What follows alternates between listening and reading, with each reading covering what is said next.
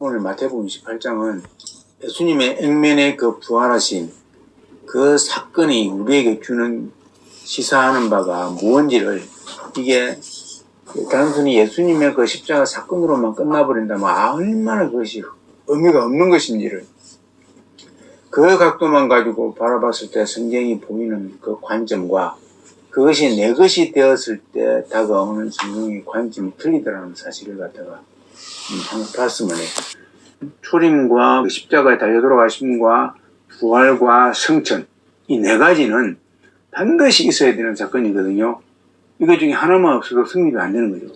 이걸 저희들이 경험을 해가지고 마지막에 이제 다 기록을 하는 거죠. 마태복음도 그러고 마가복음, 누가복음도, 요한복음도 그러고, 이게 뭐 예수님이 이렇게 하시고 난 다음에 바로 저희들이 기록을 해가지고 뭐 만들어낸 것이 아니고, 나중에 이제 사도들이 이제 복음을 다 전하고 소천하고 난 다음에 뭐 다른 길이 없잖아요. 그러니까 성령 하나님께서 이제 그동안 기록했던 걸 가지고 다 이제 모아가지고 기록을 해나갑니다. 예수님.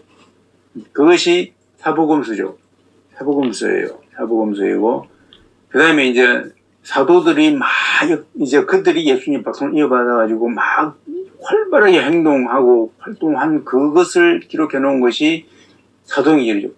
주축이 베드로와 바울이지만은 베드로를 중심으로 해가지고 11사도, 합해 12사도이죠. 12사도와 또 거기에 잠정적으로 같이 합력했던 120명의 제자들, 또 500명의 제자들, 그 무리들이 초대 예루살렘 교회에서 왕성하게 활동했던 그것을 이제 샘플로 보여주고, 그 다음에 이방 사도로 부름받은 사도 바울, 잠깐 그들과 합류하지만은 결코 그들과 함께 사역을 오래 하지 아니한 그 사도 바울, 그게 이제 그 복음 전도하는 그 여행이잖아요. 이방인을 향하여서 그 루트를 갖다가 하나 또 만들어냈죠. 그렇게 이 두 개가 이렇게 있는 거예요.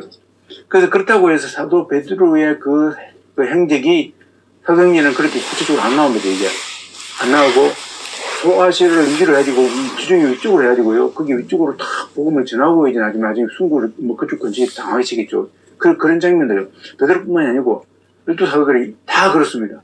사도 요한은 이제 반복 쓰면 그거 빼고요. 다 그렇습니다. 자, 그리고 우리 사도 바울은 지중해를 끼고서 이렇게 전도여행을 하지 않습니까? 1차, 2차, 3차, 4차까지 이렇게 전도를 합니다. 자, 그런 것들을 다 기록은 안 해도요. 그러면서 이 샘플을 해두고, 그 다음에 이제 사도들이 이제 실제로 자기가 사역했던 곳을 향해서 편지를 씁니다. 그것이 베드로 전후서에 있는 것이고, 또 사도 바울은 로마서, 고린도 전후서, 갈라디아에 있는 것이고, 그 편지만 있는 게 사실은 또 편지 더 있어요.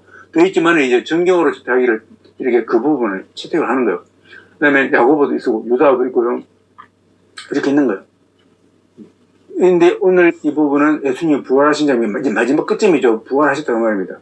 부활하시고, 아까 마지막에 읽었듯이 16절부터 20절에 성천하시기 전에, 이제 마지막 이제 분부를 하시는 그런 장면이 나온 거죠. 이것이 팩트예요, 팩트. 팩트죠. 이것이 팩트인데, 이 사건의 팩트를 보면은 오늘 이 18절에 보면은 하늘과 땅의 모든 권세를 내게 주셨으니, 아버지께서 내게 주셨으니, 이제 너희들 할 것은 뭐냐면은, 너희는 이제 이전에 이제 조금 있다가 맨날 있으면은 성령 하나님이 너에게 임할 것이다. 그때 너희는 그 성령 하나님으로 말미암아서 이제 너가 힘을 가지고, 그러므로 너희는 가서 이제 모든 족속으로 제자를 삼아가지고 아버지 아들 같은 이름으로 침례를 주고, 이렇게 말합니다. 그러면서 내가 너에게 분부한 모든 것을 가르쳐 지키게 하라. 이렇게 다 표현을 해놨습니다. 이것이 이제 팩트예요. 끝으로 드러나는 팩트예요. 그러면 보십시오. 이게 이제 팩트거든요. 근데 이 보십시오. 이 오늘 부활하신 우리 예수님께서 부활의 그 열매를 가지고 제자들에게 나와가지고 지금 예수님의 권세를 가지고 그들에게 이름시키는 장면이죠. 근데 보세요. 그전에도 제자 삼았고, 막 그렇게 했는데, 이제는 갑자기 모든 족속으로 제자를 삼아가지고 아버지, 아들 같은 이름으로 침례를 주고, 이렇게 표시를. 너희들이 이제 아버지와 나와 성령의 이름으로 세 번을 다 듣는겁니다. 하나님 아버지와 나와 성령의 이름으로 침례를 주라.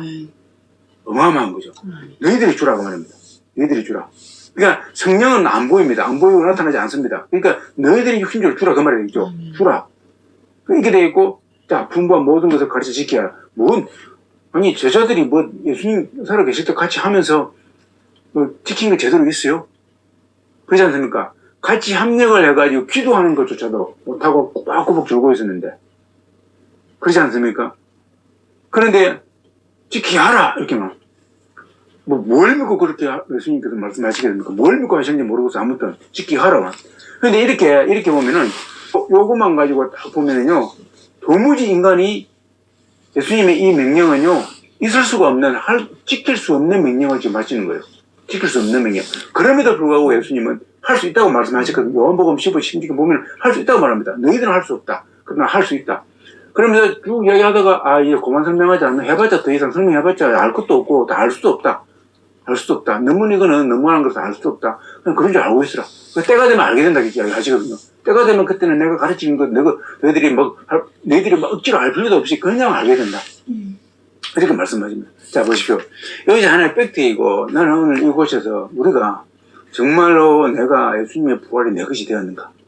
이것을 곱씹어 봐야 됩니다. 예수님의 부활이, 다시 말하자면 예수님의 부활이 내 것이 아니면요, 예수님의 부활은 아무 의미가 없죠. 나는 아무 부활이 의미가 없습니다. 예수님의 부활이 내 것이 되었는가 안 되는가. 예수님의 십자가가 내 것이 안 되면 아무 십자가가 의미가 없듯이 예수님의 그 초림이 나와 상관이 없다고 하면 예수님의 초림은 아무 의미가 없는 거죠. 근데 문제는 예수님의 초림과 예수님의 십자가와 예수님의 부활이 나와 상관이 없다고 하면, 예수님의 성천까지 나와 상관이 없다고 하면, 이제 성천은 본격적으로 다도행전 1장에 나오지 않습니까? 그것이 나와 상관이 없다고 하면은 문제는 그죠. 상관이 없으면 끝나버리면 좋은데, 상관이 없다고 하면은 뭡니까? 상관이 없는 것으로 끝나는 것이 아니고, 결국은 그 사람은 예수님이 계시는 곳에 못 간다 그 말이 되겠죠. 못 가게 되는 게 엄청난 것입니다. 그래서 상관이 없다 그 말은 곧 무슨 말이냐면, 나의 보자면 상관이 없는 것으로 끝나는 거고 파멸이다 그 말입니다. 그런데 문제는 예수님의 초림과 예수님의 십자가 사건과 부활 사건과 이 성전 사건에 나와 연결되지 아니할 때는요, 이거는요, 좀 전에 말했던 그러한 삶이 아니라 내가 그들과 또 다른 삶의 한 길로 가는 것이 아니라, 이거는 뭡니까? 이게 그렇습니다. 이거는 파멸입니다. 나의 파멸입니다. 그래서 그 파멸은요, 어떻게 온다고요? 곧 다가온다. 우리 인생이 길면은 100년이지 않습니까?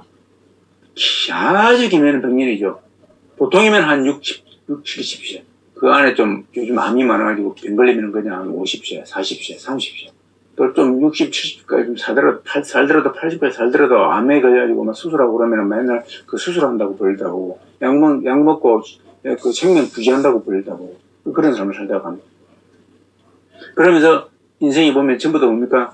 전부 다 환란 도성입니다. 여러분 실제로 그렇습니다.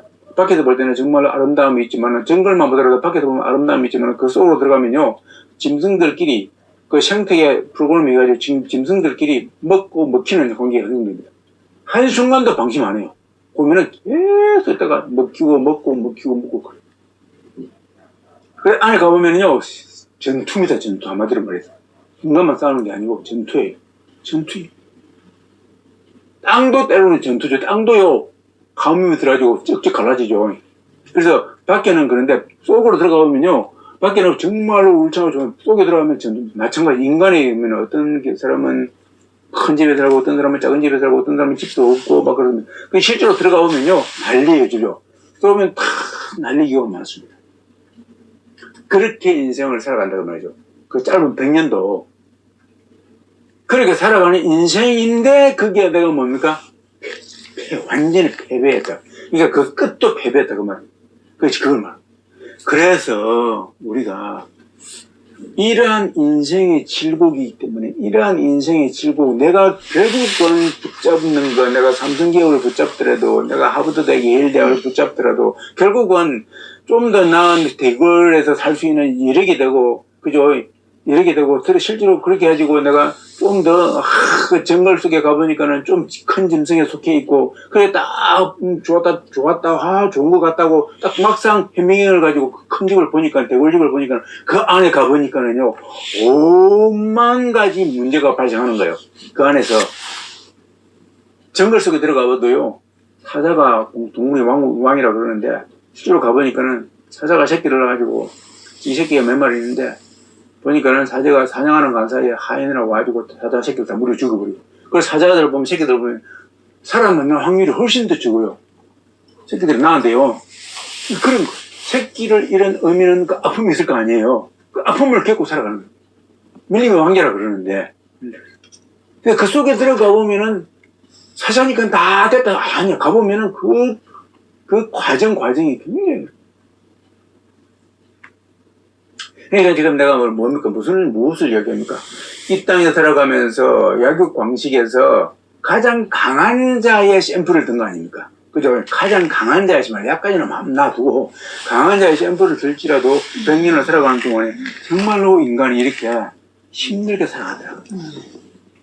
그렇기 때문에 그 힘든 와중에서 와우자 그러면서 또다시 그 약자는 그래도 강자가 되어 보려고 발부둥 치면서 인생을, 그 짧은 인생을 왕자 거기에다가 투자한다라는 것은 위에서 내려볼 때는요, 너무나 어리석은 행동이다. 그 말이에요.